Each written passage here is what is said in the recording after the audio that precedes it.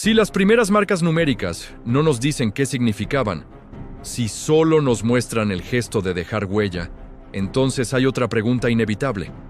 Antes de marcar cantidades, ¿qué fue lo primero que el ser humano empezó a reconocer? Formas. Bienvenido al misterio 4. Cuando pensamos en geometría, solemos imaginar reglas, compases, definiciones, fórmulas. La geometría de la escuela. Pero la geometría no empezó así. No empezó como teoría, no empezó como demostración, no empezó como sistema. Empezó como percepción. Reconocer líneas, distinguir bordes, notar simetrías, sentir proporciones. La geometría, en su origen más profundo, es la manera en que el cerebro procesa el espacio visual. Pero antes de seguir, suscríbete al canal. De lo contrario, olvidarás cómo se multiplica. Continuemos. La geometría es una capacidad que compartimos con muchísimas otras criaturas, mucho antes de que existiera cualquier lenguaje formal para describirla. El mundo natural, para un cerebro que sabe ver, está lleno de geometría. Piedras con aristas afiladas, cristales que crecen en patrones perfectos, panales de abejas con su precisión hexagonal, huellas en el barro que revelan la forma de un pie, ramas de un árbol que se bifurcan siguiendo un patrón fractal, conchas de caracol que dibujan espirales logarítmicas, hojas, alas, copos de nieve. El ser humano no inventó las formas, no creó los círculos ni los triángulos desde cero. Aprendió a verlos, aprendió a reconocerlos en el caos aparente del mundo, y este reconocimiento fue una ventaja evolutiva clave. Distinguir la forma de una baya comestible de una venenosa, el contorno de un depredador oculto entre la maleza, el patrón de las estrellas para orientarse por la noche. Ver formas no era un ejercicio intelectual, era una cuestión de supervivencia. Y esa geometría no nació solo en los ojos, nació, de manera muy poderosa, en las manos. Piensa en los gestos más antiguos de la humanidad. Tejer fibras vegetales para hacer una cuerda, trenzar juncos para crear una cesta, tallar una punta de lanza a partir de una piedra, moldear arcilla para darle forma a una vasija. Todas estas acciones son fundamentalmente geométricas. Las manos repiten gestos, buscan el equilibrio, corrigen asimetrías. Un alfarero no necesita un tratado de Euclides para saber que su vasija necesita una base estable y un borde simétrico para no volcarse. El conocimiento está en sus manos, en el músculo, en la memoria táctil. Antes de saber conceptualmente qué es un círculo, ya sabíamos hacerlo girando una pieza de arcilla. Antes de definir una línea recta, la creábamos al tensar una cuerda. Las manos piensan geométricamente. Entonces, ¿dónde encontramos las evidencias de esta geometría prehistórica? No están en libros, ni en papiros.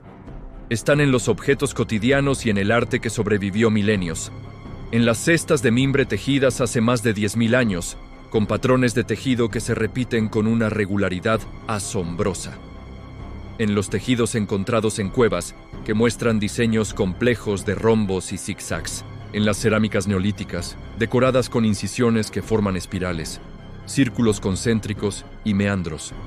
Y por supuesto, en el arte rupestre. Esas manos pintadas en las paredes de las cuevas, los animales dibujados con una comprensión asombrosa de su contorno y proporción.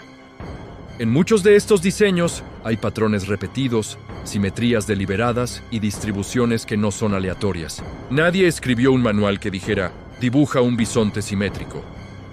Pero la intención de crear orden y equilibrio es evidente. Estas no son teorías, pero sí son pruebas de una mente que piensa en formas. Y aquí llegamos a algo muy profundo, la simetría. La simetría no es algo que necesitemos que nos enseñen.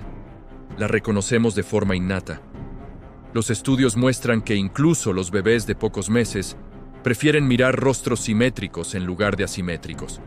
Muchos animales, desde insectos hasta mamíferos, responden a patrones equilibrados en su entorno, ya sea para elegir pareja o para detectar una amenaza.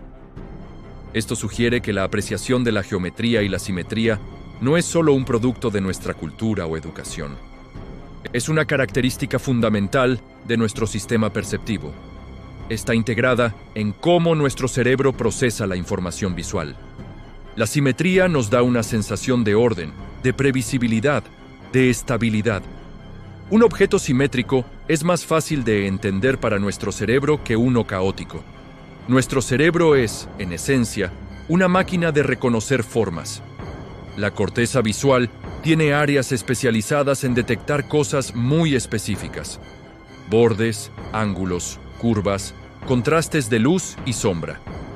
Esta especialización no evolucionó para que pudiéramos resolver problemas de matemáticas en una pizarra. Evolucionó porque nuestra supervivencia en un entorno complejo dependía de reconocer formas rápidamente y sin esfuerzo consciente. Un contorno peligroso en la distancia, una abertura segura en una cueva, una silueta familiar en la oscuridad. La geometría, en su forma más primordial, fue una herramienta de orientación en el mundo, un mapa mental para navegar la realidad.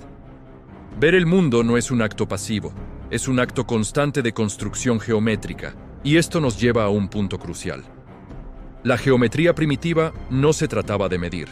Nadie en el Paleolítico estaba calculando el área de un círculo o el volumen de una esfera. Se trataba de ordenar el espacio. Era una geometría cualitativa, no cuantitativa.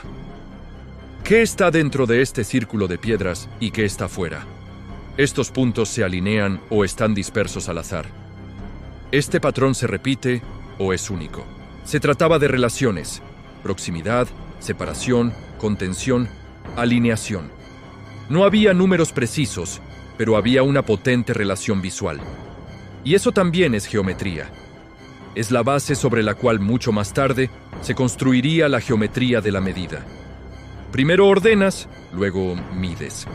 Así que durante decenas de miles de años, quizás cientos de miles, existió una geometría viva, práctica y sentida, sin llamarse geometría. No había definiciones de punto o línea, no había axiomas de los que partir, no había tratados que estudiar, pero había forma y había un reconocimiento profundo de esa forma. Había una intuición del espacio, la teoría, el lenguaje. Todo eso vino después, mucho, mucho después. Fue la culminación de un larguísimo proceso, no su punto de partida. Mucho, mucho después. Fue la culminación de un larguísimo proceso, no su punto de partida. Quizás entonces, la geometría no fue inventada en un momento concreto por una cultura o un genio. Quizás fue descubierta una y otra vez, de forma independiente, en miles de lugares y momentos. Cada vez que un ser humano miró las estrellas y vio constelaciones. Cada vez que alguien talló una herramienta simétrica. Cada vez que alguien tejió un patrón y sintió la satisfacción del orden creado por sus propias manos. Antes de contar, vimos formas. Antes de calcular, las tocamos. Antes de demostrarlas, las sentimos. Este fue el misterio 4. Y cuanto más atrás miramos, más clara se vuelve una idea silenciosa. La geometría no nació en la mente abstracta. Nació en la mirada y en las manos. Ahora, suscríbete al canal para que no se te olviden las tablas de multiplicar.